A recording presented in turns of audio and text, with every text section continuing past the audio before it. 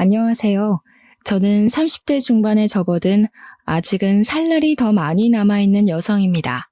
저에게 몇 개월 전에 일어난 아주 기가 막힌 일이 있어서 한번 풀어보려 사연을 올려보게 되었습니다. 제 인생에 정말 큰 사건이기도 하고 황당한 일이기도 해서 어딘가에 속 시원하게 한번 털어놓고 싶었는데 이런 채널이 있을 줄이야 꿈에도 몰랐습니다. 제가 지금 또 과거의 일을 떠올리니 흥분한 상태이기도 해서 두서없이 내용이 이어질 수도 있기에 양해를 좀 부탁드리겠습니다. 그만큼 저에게는 제 인생의 가장 큰 굴곡이자 큰 사건이었거든요. 그럼 지금부터 제 인생의 가장 큰 사건 한번 시원하게 풀어보도록 하겠습니다. 저에게는 3살이 어린 여동생이 하나 있는데 제 동생에게는 청각장애가 있습니다.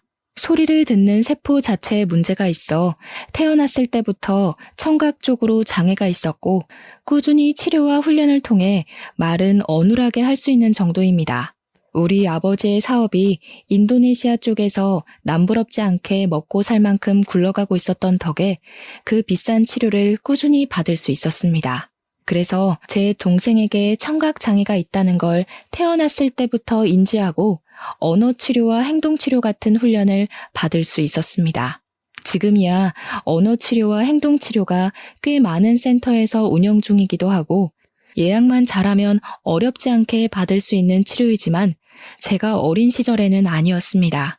각고의 노력 끝에 선생님을 찾아 만나게 되었고 들리진 않지만 입모양을 보고도 대략적인 대화를 따라올 수 있을 만큼의 훈련을 하게 되었습니다. 저희 가족은 당연히 동생과 함께 수화를 배웠고 집에서는 수화를 통해서 이야기를 하고 있습니다.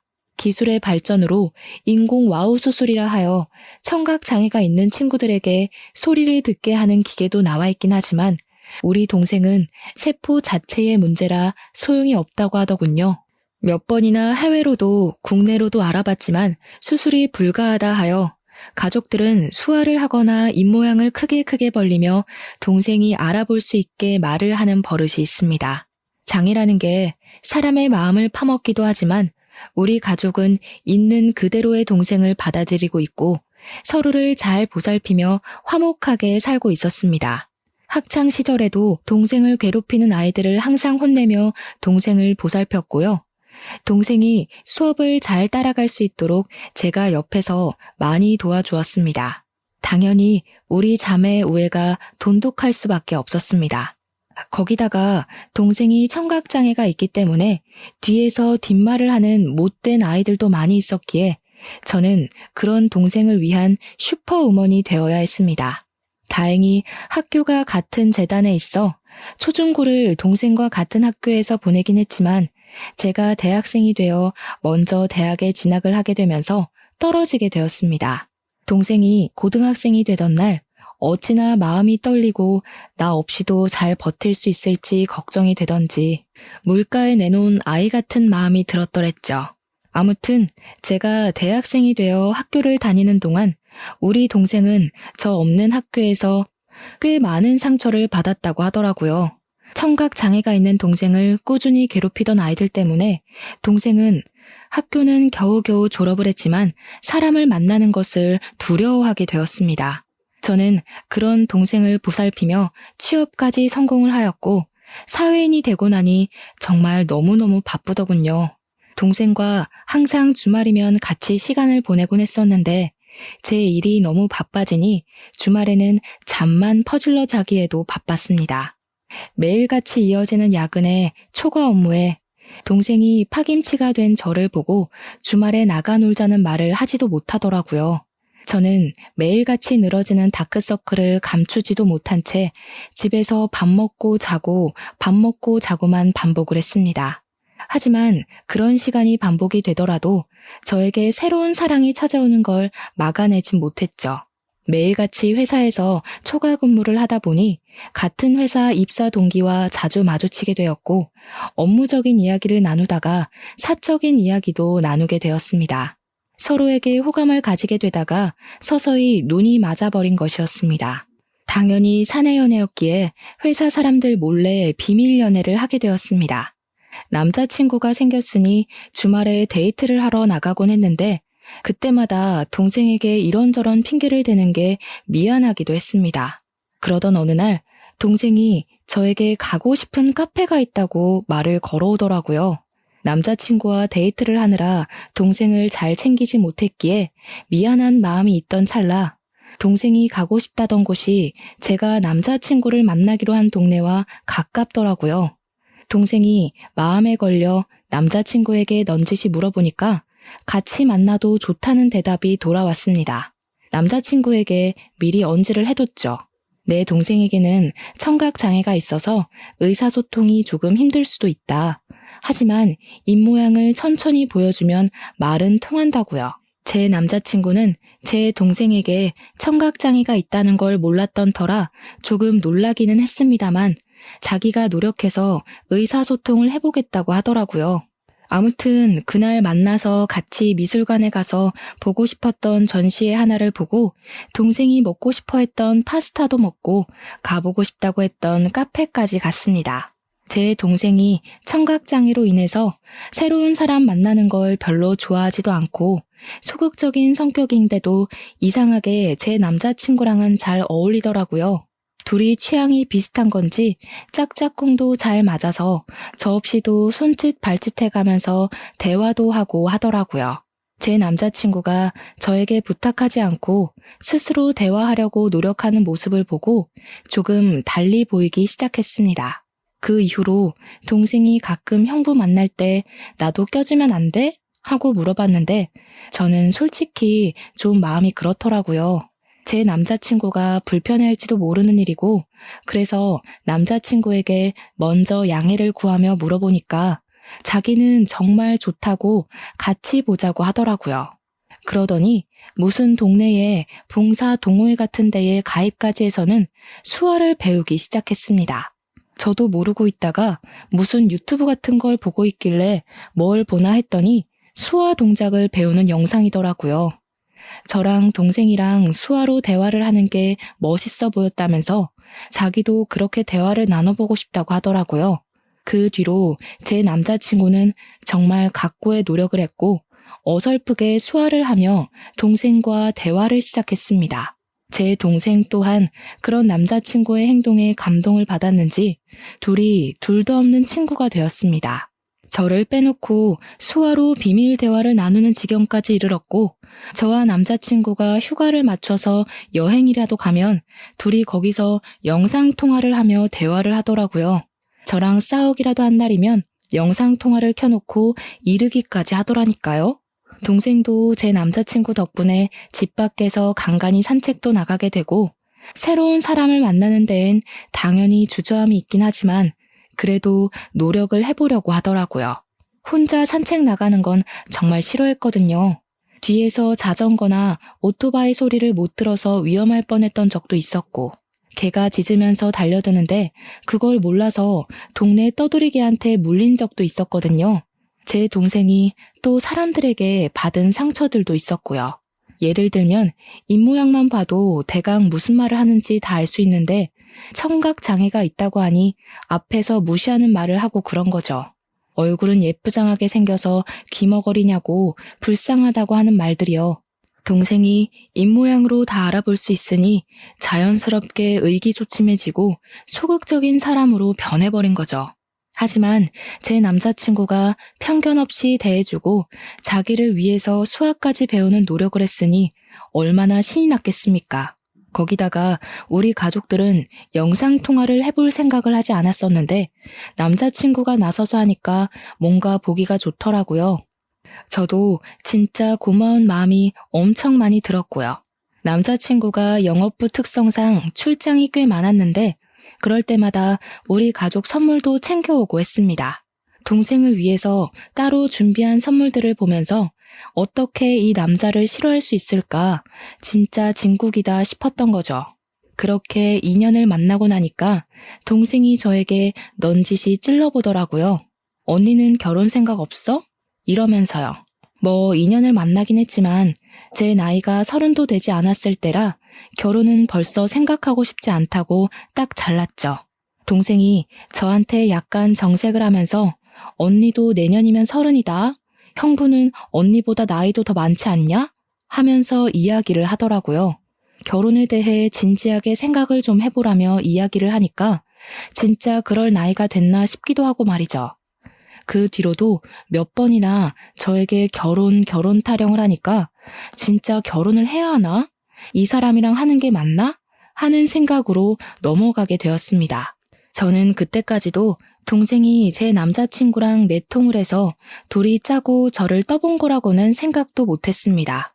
남자친구가 저보다 4살이 연상이었기에 집에서도 슬슬 결혼 이야기가 나오고 있었나 봐요. 남자친구한테 계속 결혼할 여자 없어? 선이라도 알아봐줘? 하면서 집안 어르신들이 이야기를 하니까 제 의견을 한번 들어보고 싶었던 거죠. 저랑 결혼을 하고 싶긴 하지만 제가 아직 29살이고 의중을 모르니까 동생과 함께 짜고 떠본 것이었습니다. 동생이 한 3개월 내내 결혼 노래를 부르니까 한 해가 더 지나고 제 나이 30에 결혼을 한번 해볼까 싶은 마음이 들었습니다. 동생한테 지금 결혼하면 후회하지 않을까? 남자친구가 너무 좋은데 그냥 결혼할까? 하고 이야기를 하니 고개를 막 끄덕이더라고요. 빠른 거 아니라고, 지금 결혼해도 후회하지 않을 거라고, 형부 너무 좋은 사람이라고 하면서요. 둘이 짜고 치는 고스톱이라는 걸 알게 된 건 남자친구가 딱 3주 뒤에 저에게 프로포즈를 해서 알았습니다. 동생이 저에게 어떤 프로포즈를 받으면 감동받을 것 같냐, 뭐 이런 걸 물어봤었거든요. 아주 종합 선물 세트로 준비를 했길래 눈치를 못 챌 수가 없었죠. 남자친구한테 물어보니까 차일게 걱정돼서 도움을 좀 받았다고 이야기를 하더라고요. 우리 처제가 내 편이라 정말 다행히 하면서 웃는데 그 모습까지 귀여워 보여서 이 남자랑 결혼해도 되겠구나 하는 마음이 들었죠. 프로포즈를 수락하고 우리 집에 인사를 드리러 남자친구가 오기로 했는데 그날 점심부터 동생이 막 부산스럽게 준비를 하더라고요.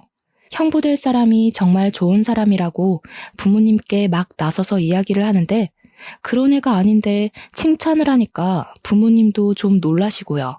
제 동생이 가족 이외의 사람에게 이렇게까지 정을 붙이고 마음을 털어놓은 적이 없는 애라 놀라실 만도 하셨겠죠. 부모님께서는 우리 집은 인성됨됨이만 잘 잡혀있으면 만사 오케이라고 하시면서 본 적도 없는 남자친구가 마음에 든다고 하셨습니다. 또 제 남자친구가 넉살이 워낙 좋은 사람이라 오자마자 큰절부터 올리고 밥도 고봉밥으로 2그릇이나 먹었습니다. 대화하는 내내 분위기를 얼마나 익살스럽게 잘 이끌고 가던지 저희 부모님도 푹 빠지셨죠. 거기다가 저희 아버지와 술을 한잔하는데 둘이 죽이 너무 잘 맞는 거예요. 둘 다 만취해서 노래방 가자 하더니 정말 온 가족 다 끌고 노래방 가서 신명나게 놀았습니다. 제 동생은 들리지도 않는데도 혼자 탬버린 들고 춤까지 추더라니까요. 진짜 한 6개월치 웃을 거 그날 하루에 다 웃었다고 해도 과언이 아니었습니다. 아무튼 그날 우리 집에서 인사도 잘 드렸고 저도 예비시댁에 방문을 해서 인사를 드리기로 했는데 그제야 남자친구가 이야기를 털어놓더라고요. 사실 그동안 숨기려고 했던 건 아닌데 말하지 못한 게 있다면서 예비시댁의 집안 사정에 대해 이야기를 하기 시작했어요. 남자친구가 어릴 때 아버지께서 돌아가시고 집안의 가장 노릇을 쭉 해왔다고 하더라고요. 당연히 형편이 좋지 못해 대학도 못 갔고 바로 부사관으로 입대를 해서 군 생활을 하다가 27살에 전역을 했다고 하더군요. 할 줄 아는 게 없어서 2년 동안 각고의 노력 끝에 자격증들을 줄줄이 따게 되었다고 했습니다. 지금 회사에 입사를 하게 된 것도 고졸 전형으로 입사를 한 거라며 미리 말을 못해서 미안하다고 하는 겁니다. 아버지께서 돌아가실 때 빚을 좀 남겨놓고 가서 그 빚을 갚으라 여태 모아둔 돈이 별로 없다고 하면서요. 저는 솔직히 너무 놀랐죠. 거의 3년을 만났는데 그동안 그런 사정을 단 한 번도 비치지 않아서 몰랐거든요. 항상 깔끔하게 옷을 입고 다녔고 마음에 공허함이 있다거나 어딘가 부족하다, 모자라다 하는 느낌이 전혀 없어서 짐작도 하지 못했었습니다. 그것도 결혼 직전에 와서 그런 이야기를 하니까 순간 마음이 흔들리는 건 어쩔 수가 없더라고요. 제 눈에 동공지진이 일어날까 제 손을 딱 잡으면서 이야기를 하더라고요. 자기가 15년 동안 빚을 갚았다고, 고등학교 2학년 때부터 아르바이트를 해서 돈을 벌었다고요. 생활력 하나는 남들과 비교도 할 수 없게 좋고 무슨 일이 있어도 절대 굶길 일 없을 거라고 했습니다. 빚도 다 갚았고 집안에 돈을 퍼줘야 하는 것도 절대 아니니까 걱정하지 말라고요. 단지 집으로 인사를 드리러 갈 텐데 집이 많이 낡아서 보이는 게 전부가 아니라는 말을 하고 싶었대요. 아버지께서 돌아가시기 전에 남겨주신 집이라 차마 처분도 못하고 그 낡은 데서 온 가족이 살았다고요. 가족들의 소중한 추억이 담겨있는 집이라 상속 포기도 하지 못하고 돈을 다 갚을 수밖에 없었다며 덧붙였습니다. 저희 집이 아무래도 넉넉한 집안이다 보니 돈이 없는 사람과 결혼한다는 게 고된 일이라는 생각은 별로 하지 못했어요. 그런 거 있잖아요. 어차피 내가 돈이 있으니 내가 더 준비하면 된다는 아니란 생각을 했다고나 할까요? 남자친구, 그러니까 예비신랑의 꾸준한 설득 끝에 예비시댁에 방문을 하기로 결정을 내렸습니다. 양손 무겁게 가라는 부모님의 말에 선물을 잔뜩 준비해서 예비시댁에 방문을 했는데 조금 놀랍긴 하더라고요. 벽지에는 곰팡이가 죄다 쓸어 있었고 문 경첩은 뜯어져 나가서 문이 덜렁덜렁 붙어있는 수준이었습니다. 현관문에 옛날 빌라처럼 철문으로 되어 있었는데 누가 발로 찬 건지 망치질을 한 건지 우글우글 찌그러져 있었고요. 제가 찌그러진 문을 바라보고 있으니까 예비 시모가 다가와서는 어휴 저걸 고친다는 걸 여태까지 까먹었다고 하시면서 멋쩍게 이야기를 하시더라고요. 예전에 빚쟁이들이 문 열라고 하도 발로 차서 저렇게 됐다고 웃으면서 이야기를 하시는데 저는 속으로 시겁했죠 뭐. 어떻게 발로 차면 문이 저 모양이 되나 싶을 정도로 찌그러져 있었거든요. 제가 방문을 하긴 했는데 시댁이 진짜 냉골이더라고요. 너무 추워서 팔에 소름이 쭉 돋을 정도였다고나 할까요? 제가 약간 으슬으슬해하니까 예비신랑이 예비시모한테 보일러를 좀 떼지 왜 이렇게 집이 춥냐고 한 소리를 했습니다. 그러니 예비시모가 눈을 살짝 흘기면서 돈 아껴야지 무슨 보일러니? 하면서 씻을 때나 잠깐 틀면 된다고 하시더라고요. 저보고 춥냐고 묻더니 집에서 입는 겉옷이 있다고 예비신랑이 군대에서 입었을 법한 깔깔이 같은 걸 하나 쓱 주시더라고요. 저는 집에서 입는 겉옷이 있다는 사실에 2번 놀랐죠. 거기다가 그 옷에서 나는 이상한 쩐내에 3번 놀랐습니다. 쿰쿰하고 뭔가 지린내 같은 쩐내가 나서 도저히 못 입겠다 싶어서 예비 시모에게 돌려드렸어요. 저녁이나 먹자고 하시길래 제가 뭐 도와드릴 건 없나 하고 기웃기웃하니까 예비 신랑이 앉아있으라고 하대요. 그 말에 예비 시모가 저한테 부잣집 아가씨라던데 그 손으로 뭘 하겠냐고 가만히 있는 게 돕는 거라고 하시더라고요. 그 말을 듣는데 약간 기분이 쎄한 것이 저를 별로 마음에 안 들어 하시나 싶기도 했습니다. 저녁밥이라고 대충 상을 차려주셨는데 물론 저희 집과는 가정 환경 자체가 차이가 나니까 그럴 수 있다 생각은 하면서도 영 기분이 별로인 거예요. 치킨 볶음밥 같은 거랑 김치만 냅다 올려져 있는 상이었는데 예비 시모가 우리 집 김장김치가 정말 맛있다면서 밥 2공기 먹어도 된다고 하시더라고요. 제가 밥을 젓가락으로 뒤적거리다가 이거 치킨이에요? 하고 물어봤더니 예비 시모 하는 말이 어제 치킨 시켜 먹고 남은 걸로 볶았다고 하시더군요. 음식 남기는 거 벌 받는 거라면서 환경 보호해야 된다고 덧붙이시는데 제 얼굴이 다 빨개지더라고요. 물론 제가 상다리 부러질 만큼의 식사를 기대한 건 아니지만 남은 치킨으로 만든 볶음밥에 김장김치 덜렁 있는 건 아무리 생각해도 아니잖아요. 제 표정이 점점 굳으니까 예비신랑이 안절부절하는데 저는 그러면 제가 사온 고기라도 구워주실 줄 알았거든요. 근데 그 고기는 나중에 우리 딸 오면 구워 먹어야지 하면서 냉장실로 직행하더라고요. 도저히 입맛이 없어서 밥 한 술 뜨지도 않고 수저를 탁 내려놨습니다.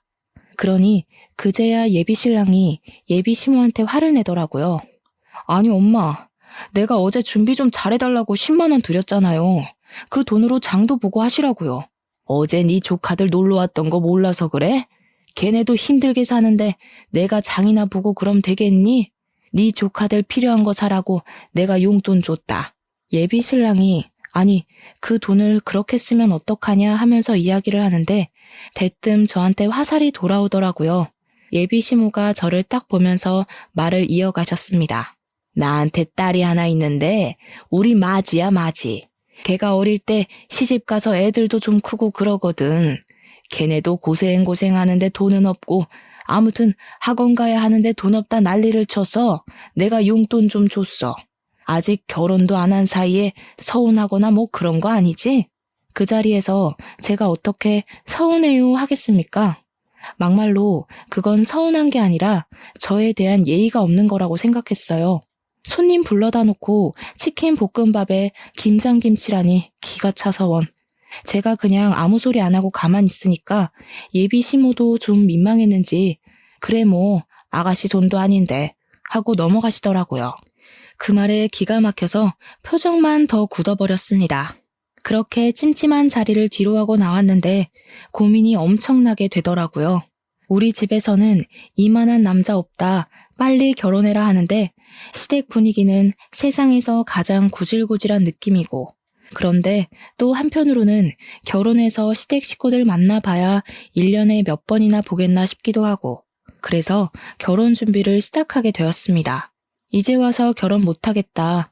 너랑 나랑 집안 차이가 너무 심하다 하기에는 시간이 너무 흘러버린 탓도 있었고요. 결혼을 하기로 하고 청첩장도 다 찍고 집을 구하러 다니는데 신혼부부 전세자금 대출 이자율이 생각보다 너무 높았습니다. 예비 신랑이나 저나 둘 다 기본소득 이상으로 벌고 있어서 그런지 혜택 받을 수 있는 게 거의 없었습니다. 거기다가 아버지 사업체까지 있으니 더 그런 거예요. 결국 제가 골머리를 썩으니까 아버지께서 눈치를 채시고 먼저 말을 해주셨습니다. 사실 제가 동생에게만 슬쩍 이야기를 했는데 동생이 아버지께 이야기를 했더라고요. 언니가 집 때문에 고민이 많아 보인다고요. 아버지께서 저한테 집을 해주시겠다고 그러니 너무 대출받는 거에 신경 쓰지 말라고 해주셨습니다. 저야 너무나도 감사했죠. 제일 중요한 집 문제가 해결되고 나니까 알턴 일을 뺀 기분이었습니다. 집 대출만 안 받아도 솔직히 한 달 생활비에서 엄청난 차이를 보이니까요. 그렇게 모든 준비가 끝나고 결혼식 날이 왔는데 저는 신부 대기실에 내내 있느라 동생에게 무슨 일이 생겼는지 알 수가 없었죠. 근데 신부 대기실에 찾아온 동생의 낯빛이 너무 안 좋더라고요. 그래서 무슨 일 있었냐고 물어보니까 동생이 고개를 절레절레 젓더라고요. 근데 이 언니들의 감이라는 게 있으니까 동생에게 뭔가 있는데 숨기고 있다는 느낌을 세게 받았습니다. 저한테 결혼식 잘하라고 수화로 말을 하길래 저도 알겠다고 대답을 하고 있는데 신우가 신부 대기실에 들어오더라고요. 저희 자매가 수화로 이야기를 하고 있으니까 갑자기 어머 하더니 옳게 지금 동생 장에 있는 거 티내는 거야? 하더라고요.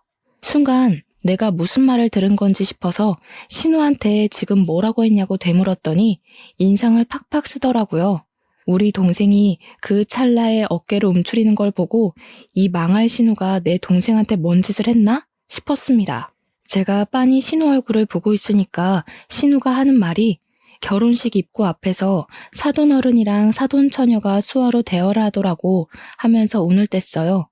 그런데 자기 쪽 친척이 신부네 집안에 벙어리가 있냐고 물어봤다면서 그래서 벙어리가 아니라 귀머거리라고 했다고 이야기를 하는 겁니다. 순간 심장이 벌렁벌렁하면서 화가 엄청나게 나더라고요. 근데 신우가 거기서 멈추지 않고 선을 넘더라고요. 자기네 친척이 그런 거 다 유전병 아니냐고 물어봤다면서 동생이 장손인데 하자 있는 집에 장가 보내는 거 아니냐고 난리를 쳐서 자기가 곤란했다고 하더라고요. 우리 동생이 아무리 못 듣는다고 해도 눈치라는 게 빤히 있는데 입모양만 보고 대충 무슨 이야기인지 알아차린 것 같더라고요. 고개를 푹 숙이고 훌쩍거리는데 그 상황에서 열이 안 받을 언니가 어디 있겠습니까? 웨딩드레스를 입고 있다는 것도 까먹고 벌떡 일어나서 신우 머리채를 확 잡아버렸죠. 그러니까 도우미로 와주신 이모님이며 옆에 있던 제 친구들이며 놀래서 저랑 신우를 막 말리고 뜯어놨습니다. 제가 씩씩거리면서 머리가 다 헝클어진 신우를 향해 소리를 질렀습니다. 지금 그게 내 앞에서 할 말이에요? 유전병이 어쩌고 어째? 지금 말 다 했어? 결혼식장에 와서 축하해주기 바쁠 텐데 별 걱정을 다 하네 진짜. 나 기분 나빠서 결혼식 못하겠으니까 당장 가서 결혼식 취소됐다고 해요. 그러니 신우가 화들짝 놀라서 아니 뭐 그렇게까지 말을 하고 그러냐고 제 동생한테 내가 미안해 하는 거예요.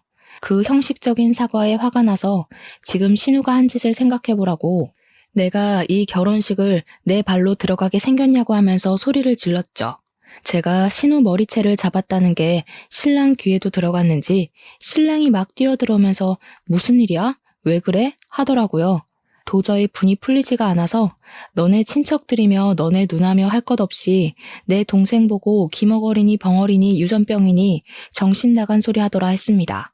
내가 지금 이 말을 듣고도 결혼식장에 들어가는 게 맞겠냐고 나 결혼 안 하겠다고 하니까 신랑이 신우 째려보면서 누나 하더라고요. 어떻게 사람이 그런 소리를 아무렇지 않게 하냐고 신우가 내 눈앞에 있으면 결혼식 안 하겠다고 했죠. 그 말에 신우가 놀래서 지금 동생 결혼식장에서 자기를 쫓아내는 거냐고 그런 말도 못해? 내가 못할 말했어? 하길래 또 열받아서 성큼성큼 갔어요. 머리채를 쥐어잡으려고 하니까 신우가 놀래서 피하더라고요. 신랑이 신우 보고 동생 결혼식 망하게 생겼는데 자존심 부릴 일이 남았냐면서 신우를 쫓아냈습니다. 진짜로 신우는 저희 결혼식장에 못 들어왔어요. 제가 신우 있으면 결혼 안 하겠다고 하고 대기실에 눌러 앉아버렸거든요. 신우 쫓아낸 거 확인하고 나서야 식이 시작이 되었고 찜찜한 마음은 그대로 제가 떠안게 되었죠 뭐. 결혼식이 끝나고 신혼여행길에 오르는데 제가 기분이 영 안 풀려서 동생한테 이야기를 했어요. 절대로 그런 이야기에 마음 쓰지 말라고. 못 배워먹은 인간들이 하는 말 귀담아 듣지 말라고 했죠. 그러고 비행기를 탔는데 남편이 저한테 그러는 거예요. 못 배워먹은 인간들이라고 한 거 사과하라고요. 제 남편이 대학을 못 나왔다고 했잖아요. 그래서 그런지 공부에 대한 자격지심을 좀 부리긴 했어요. 고졸 전형이랑 대졸 전형이랑 연봉 차이가 좀 있거든요. 남편이 영업부라 실적은 괜찮은데 기본급에서 차이가 나니까 대졸 전형자들이랑 크게 월급 차이가 나지 않았거든요. 거기다가 공부를 못해서 대학을 못 간 게 아니라 돈이 없어서 못 간 것이니 그럴 만도 했죠. 하지만 저도 제 동생이 그런 모욕을 당했는데 자존심이 있죠. 어떻게 냅다 사과를 하겠습니까? 저도 의견을 굽히지 않았고 사과는 못하겠다고 했습니다. 둘 다 자존심을 부리다가 신혼여행 가는 비행기 안에서 12시간 내내 아무 말도 안 하고 있었다니까요. 도착해서도 냉기만 폴폴 풍기다가 사과를 안 하면 같이 안 다니겠다고 먼저 선수를 치더라고요. 저도 굽히기 싫어서 너랑 안 다니겠다고 하고는 관광도 따로 다녔습니다. 혼자 며칠을 지내다가 결국 마지막 날이 되고 나서야 타협을 하게 되었죠. 사과를 하거나 그런 건 아니었고 서로 잘못한 거고 서로 기분 나쁜 상태니까 조심하자고 대충 휴전 정도만 한 거죠. 근데 둘 다 서로의 가족에 대해 그렇게 말한 게 앙금으로 남아서 혼인신고를 원래 신혼여행 다녀오면 바로 하기로 했었는데 조금 미루기로 했어요. 남편도 제가 꿋꿋하게 사과를 하지 않고 자존심을 부리니 혼인신고를 미루는데 동의하더라고요. 보통은 신혼여행을 다녀오면 시댁과 친정 인사를 드리러 가잖아요. 근데 결혼식 날 그런 소동이 있었는데 시댁 인간들 얼굴이 보고 싶었겠습니까? 남편도 저랑 별반 다르지 않은 것 같았고요. 그냥 일이 바빠서 인사드리러 갈 시간이 없다고 대충 둘러대고는 저는 우리 집으로 남편은 시댁으로 각자 가서 선물 줄 거 주고 돌아왔습니다. 깨를 볶아도 시원치 않을 신혼기간에 서로 서먹서먹해진 거죠. 연애할 때도 이렇게 싸워본 적이 없었기에 저희는 어떻게 풀어야 할지 방법도 모르고 있었습니다. 그렇게 한 달이라는 시간이 좀 지났을까 시모가 갑자기 할 이야기가 있다면서 시댁으로 오라고 부르더라고요. 그 곰팡이 쓸어있는 냉골 같은 집에 갈 생각을 하니까 너무너무 싫었지만 피하는 것도 하루 이틀이지 불렀는데 가야죠. 퇴근하고 남편이랑 같이 찾아가니까 시모가 그러더라고요. 예, 너네 집 말이다. 아무리 사돈어른이 해줬다고 해도 그렇지 어떻게 부부간에 정도 없이 딱 네 명의로 했니? 저희 아버지께서 제 결혼 선물로 해주신 건데 당연히 제 명이죠. 그러면 세금을 좀 많이 내야 하지 않니? 우리 아들 명의로 했으면 세금도 덜 내고 얼마나 좋아. 세금이 다 똑같죠. 얘가 뭘 모르네. 우리 아들이 산 것처럼 매매 형식으로 꾸몄으면 얼마나 좋니? 너한테 가면 상속세도 물어야 할 텐데 당연히 세금이 더 나오지. 애가 헛똑똑이야. 저희 아버지께서 사업체를 운영하고 계신데 지금 탈세를 하라고 하시는 거예요. 어차피 세금도 저희 아버지께서 다 내주셨는데 뭐가 문제라는 거죠? 아버지께서 저한테 돈 쌓아두면 뭐하냐고 딸한테 주는 건 아깝지 않다고 하셨거든요. 그래? 처가 사랑은 사위라던데 사위한테도 아깝지 않으시겠지? 우리 아들 정말 장가 하나는 기가 막히게 갔나 보다. 생각해보니까 사돈네는 전부 딸만 있잖아. 사업은 자고로 남자가 해야 제대로 굴러가는 법인데 사돈댁에는 아들이 없으니까 우리 아들한테 딱 물려주면 되겠다 싶은 생각이 들더라고. 그 말을 듣는데 욕심낼 걸 욕심내야지 진짜 기가 막히더라고요. 가뜩이나 시댁에 대한 인식이 바닥을 치고 있는데 저런 욕심까지 내니까 저게 사람인가 하는 생각도 들고요. 결혼한 지 한 달 막 지났는데 왜 남의 집 사업에 관심을 가지고 욕심을 내는지. 저희 아버지께서는 기업은 기업인이 운영해야 한다는 주의셔서요. 가족들에게 승계할 생각 전혀 없으시고요. 나중에 은퇴하실 때 전문 경영인 두실 거래요. 아니 왜? 그 귀한 사업체를 남에게 맡기니? 우리 아들이 얼마나 노력해서 지금 회사 입사했는지 너는 알지? 우리 아들 능력 한번 보면 말이 달라지실 거다. 그러지 말고 이참에 사돈네 회사에 우리 아들 한 자리 주라고 좀 해봐. 한 자리에서 능력 좀 보고 기업도 물려받고 하면 딱이지 않겠어? 우리 며느리 능력 좀 한번 보자. 남편이 잘 돼야 아내도 편한 법이야.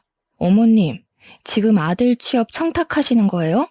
어머님 아드님은 자기 능력으로는 아무것도 못하는 바보인가요? 지금 다니는 회사도 열심히 노력해서 취업한 거 알아요. 충분히 자부심 느끼면서 사는 것 같던데 왜 그러세요? 우리 아버지 회사에 굳이 취직 안 해도 이 사람 잘하고 있는데 그런 말씀으로 취업 청탁하시면 어머님 아들만 바보 만드는 거예요. 그러니까 시모가 씩씩거리면서 지금 우리 아들 바보라고 했냐, 모자란 놈 취급이냐 하면서 성을 내시더라고요. 제가 뭐 틀린 말 한 것도 아닌데 씩씩거리니까 웃기더라고요. 저도 제 할 말 끝났으니까 그냥 자리에서 일어나 버렸습니다. 그 자리에 더 앉아있어 봐야 얼굴 불킬림만 남은 것 같고 이런 취업 청탁이 영 듣고 싶지도 않았고요. 결혼했다고 우리 아버지 사업체까지 자기 몫으로 만들어버리려고 하는 파렴치한 시모 앞에서 하하호호 웃으면서 밥까지 먹었다가는 체할 것 같았거든요. 그래서 가방 들고 나오니까 남편이 뒤따라 나오더니 제 팔을 확 잡아채는데 그 힘이 너무 세서 팔이 빠지는 줄 알았습니다. 제가 당황한 나머지 악소리를 내면서 지금 뭐 하는 거냐고 힘자랑하냐고 한마디 했죠. 그러니까 시모가 저를 보면서 혀를 끌끌 차면서 왜 따박따박 시모한테 말대답을 하고 드냐면서 한 소리 하는 거예요. 남편은 눈을 크게 뜨고 제가 하는 행동이 잘못됐다는 식으로 바라보고 있고 시모는 뒤에서 구시렁거리고 이것들이 죄다 한패인가 본색을 벌써 드러내는 건가 막 온갖 잡생각들이 머릿속에서 춤을 추더라고요. 제가 못할 만한 것도 아니고 왜 남편 몫이 아닌데 자꾸 욕심을 내는 거냐고 했습니다. 그러니까 남편이 하는 말이 자기가 욕심낸 것도 아니고 아들이 잘 됐으면 하는 부모의 마음인 걸 모르냐고 하더라고요. 제가 아무 소리 안 하니까 남편이 먼저 아 됐어 너랑 무슨 이야기를 하냐 하면서 말을 끝내더라고요. 지금 누가 할 소리를 하는 건지. 연애할 때는 그런 내색 한 번 없더니 결혼하니까 돌변하는 게 무섭더라고요. 이 인간이 결혼하고 나서 진짜 우리 아빠 사업체에 한자리 하고 싶었던 건가 싶어서 소름이 쫙 돋았습니다. 그렇게 냉전이 지속되니까 하루하루 지쳐가면서 내가 왜 이 사람이랑 살아야 하나 싶더라고요. 어차피 혼인신고도 안 했는데 그냥 헤어질까 하는 찰나에 동생에게서 연락이 왔습니다. 자기가 아버지 회사에 출근을 하게 됐다고. 형부 덕분에 기운도 차렸고 새로운 걸 해보고 싶은 마음에 컴퓨터 학원을 다니면서 워드 자격증을 땄대요. 정정당당하게 이력서 넣고 면접 보고 합격해서 출근하게 되었다고 하는데 마음이 다 뭉클하더라고요. 그런 와중에 남편이 저에게 화해 제스처를 보냈고 언제까지 이렇게 말없이 살 거냐고 숨이 막힌다고 하더라고요. 그러면서 서로 오해가 있는 걸 풀었으면 좋겠다고 주말에 같이 캠핑 카라반 같은 걸 예약했다고 거기나 놀러 가자고 하더라고요. 또 남편이 먼저 손을 내미니까 그러자 싶어서 주말에 마트에 가서 장을 보고 카라반에 가기로 했습니다. 원래 캠핑의 묘미는 고기를 구워 먹는 거니까 장을 보는데 남편이 고기를 무슨 2근을 사는 거예요.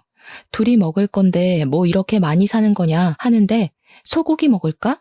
하면서 한우 비싼 걸 잡더라고요. 원래 캠핑의 묘미는 삼겹의 목살이다 하면서 돼지고기로 골랐죠. 소고기는 숯불에 다 늘어붙거든요. 남편이 너무 과하게 사길래 말리다가 포기하고 장을 봐서 캠핑 카라반으로 갔는데 참나 거기 신우가 떡하니 와 있대요. 저 보자마자 장 많이 봐왔냐고 하는데 진짜 욕이 나오더라고요. 화해 제스처는 개뿔, 신우 식구들 먹일 장만 잔뜩 봐서 강꼴이 된 거죠. 진짜 떨떠름하게 바비큐 준비해서 술까지 차리고 고기를 굽기 시작했는데 제가 아무것도 안 하고 가만히 있었어요. 원래 캠핑 같은 데 가면 남편이 고기 굽잖아요. 제가 상까지 차렸는데 고기까지 구워야 하나 싶었던 거죠. 근데 그걸 보더니 신우가 저한테 공주님이 따로 없다고 비꼬대요. 일부러 못 들은 척하고 무시했죠. 그러니까 신우가 뭐라는 줄 아세요? 그쪽 집안 귀머거리인 거 내가 유전이랬지? 혹시 우리 올케도 내 말이 안 들리나? 그 말을 참고 넘어갈 사람이 과연 몇이나 될까요? 당연히 저도 참지 않았습니다. 결혼식 날 머리 뜯긴 게 부족했나 봐요. 그 주둥아리로 지금 뭐라고 하신 거예요? 뭐? 주둥아리? 제정신이냐? 너 우리 누나한테 그게 무슨 말버릇이야? 올케, 집 좀 산다고 내 동생 너무 무시하는 거 아니야? 고기는 여자가 구워야지. 그리고 소고기도 아니고 삼겹살이 뭐니? 격 떨어지게. 그런데 더 짜증나는 건 심애부였어요. 옆에서 살살 부추기면서 하는 말이 장모님이 그러던데 취업시켜달라던 건 무시하고 귀머거리 동생만 취직했다며? 하면서 자기도 이직하고 싶다는 겁니다. 만년 과장으로 살 수는 없고 어디 이사나 전무자리 좋은 데 있으면 자기랑 저희 남편 취업 좀 시켜달라고요. 열이 뻗쳐서 말로 싸우기를 포기하고 사왔던 돼지고기 2근을 전부 심해부 신우 남편의 얼굴을 향해 던졌습니다. 다들 생고기를 처맞고 깍깍거리는데 저도 씩씩거리면서 할 말 다 했죠. 아줌마는 여자 아니야? 시자 붙었다고 시킬 생각만 하네. 그러지 말고 손수 모범을 좀 보이던가. 그리고 전무나 이사? 아저씨가 할 줄 아는 게 뭐가 있다고 그 자리를 달래? 우리 아빠 회사가 무슨 구멍가게인 줄 알아? 능력이 있어야 뭘 시켜주든지 말든지 하지. 취업 청탁은 누가 하는 건데 지금 누구 보고. 내 동생은 당당하게 이력서 넣고 합격한 거거든? 진짜 살다 이런 개차반의 무식한 인간들 처음 본다. 그러니 남편이 뭐? 무식? 내가 그런 소리 하지 말랬지? 하면서 달려들더라고요. 야, 돈 없어서 대학을 못 갔다고? 웃기지 마. 장학금도 있고 학자금 대출도 있는데 뭔 핑계야. 그냥 네 성적에 그저 그런 대학 가야 하니까 핑계대고 부사관 간 거겠지. 그리고 그 고기 잘 씻어서 먹으면 되지 않겠어? 가족들끼리 두런두런 좋은 시간 보내고 우리는 여기서 갈라섭시다. 혼인신고도 안 했겠다. 집도 4명이겠다. 혼수도 내가 해왔겠다. 몸만 나가면 되지? 옷까지 몇 개 있는 거 그건 택배로 보내둘게. 착불로. 남편이 뒤에서 부들부들 떨면서 진짜 가면 이혼이야 하는데 저는 이미 갈라서기로 결심했는걸요. 그대로 운전해서 신혼집 비밀번호부터 바꿔버리고 대충 짐 싸서 친정으로 도망을 왔습니다. 친정 부모님이 놀라시긴 했지만 제가 차근차근 모든 일을 이야기하니까 아무 소리 하지 않고 잘했다고 해주셨어요. 그 와중에도 카라반에서 1박을 하고 온 건지 다음날 집 비밀번호 뭐냐고 난리치는 거, 내 집에 자꾸 들어가려고 하면 가택 침입으로 고소하겠다고 했습니다. 친정집에서 출퇴근을 하는데 같은 회사를 다니고 있으니까 회사에서도 계속 찾아와서 난리를 치더라고요. 한 열흘 지나니까 저도 스트레스를 받고 아버지께서 저한테 그러지 말고 아버지 회사에 들어오는 게 어떠냐고 하셨습니다. 회사에 바로 사표 던지고 아버지 회사에 낙하산으로 들어가기로 했죠. 사표 내고 오전 중에 신혼집 가서 남편 물건 택배로 보내고 나왔는데 오후에 퇴근하고 나서 또 비밀번호 타령하길래 바로 경찰 불렀습니다. 혼인신고도 안 했으니까 가택 침입으로 조사를 받게 됐고 그제야 제가 물을 마음이 없다는 걸 알았는지 갑자기 잘못했다고 하대요. 소 잃고 외양간 고치는 것도 아니고 저는 이미 결심이 섰기 때문에 싹 무시했습니다. 며칠이 더 지나자 이번에는 시모가 재산 분할을 해달라고 연락이 온 거예요. 어디서 뭘 찾아본 건지 재산 분할은 귀책 배우자 상관없이 하는 거라고 당당하게 말하길래 저도 이야기해줬죠. 변호사한테 물어보라고. 고작 5달 살았는데 무슨 재산 분할을 해주냐고요. 거기다가 아직 혼인신고도 안 했는데 재산 분할할 대상도 아니라고 하니까 시모도 변호사한테 물어봤나 봐요. 어디 법률사무소에 가도 똑같은 소리를 하니까 저한테 위자료 1,000만 원만 주면 안 되겠냐고 하더라고요.